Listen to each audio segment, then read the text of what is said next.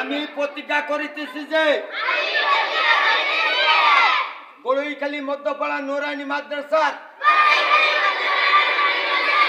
ছাত্র ছাত্রী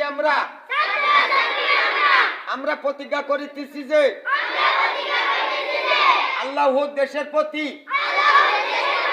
কর্তব্য পালন করিব, প্রতিদিন কারো না কারোর উপকার করিব, মাদ্রাসার আইন মানিয়া চলিব, আমি আমার যত সাধ্য চেষ্টা করিব। আমিন। হাত নামাও, সোজা হবে, সোজা হও। টাইম কত? রাখো একটু বই।